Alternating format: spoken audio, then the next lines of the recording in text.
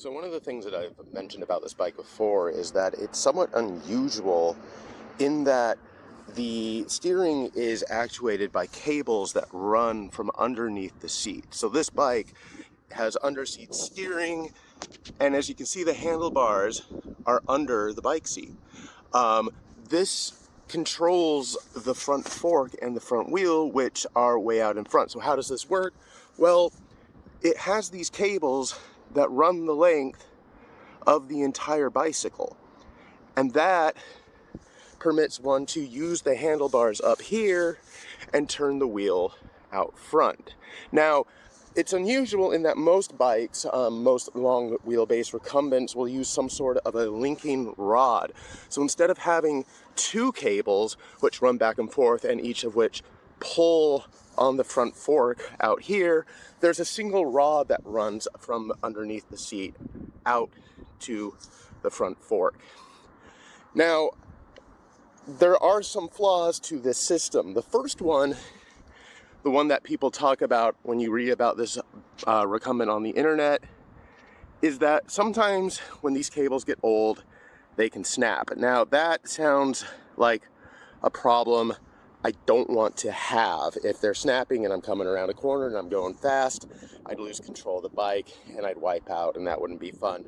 But there's a mechanical issue too that arises, which is that these cables have to be pretty taut in order to function correctly. You don't want there to be any slack in the cable. So if these cables get too slack, the steering doesn't work super well.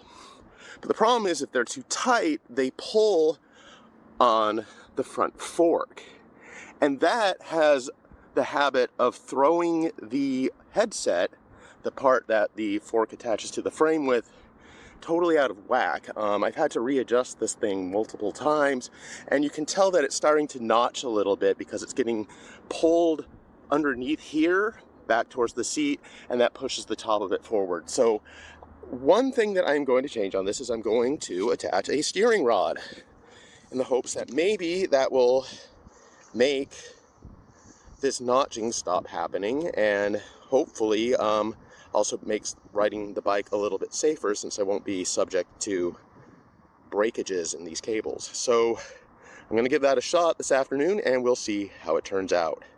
Now, the thing is, it took a while to find the right linkage rod that would fit onto this particular recumbent. I found one. It's long and it's purple. It's 3 feet long, and it's from Speedway Motors, and I think it's sort of like a car transmission or something, or some sort of shifting thing, or a suspension.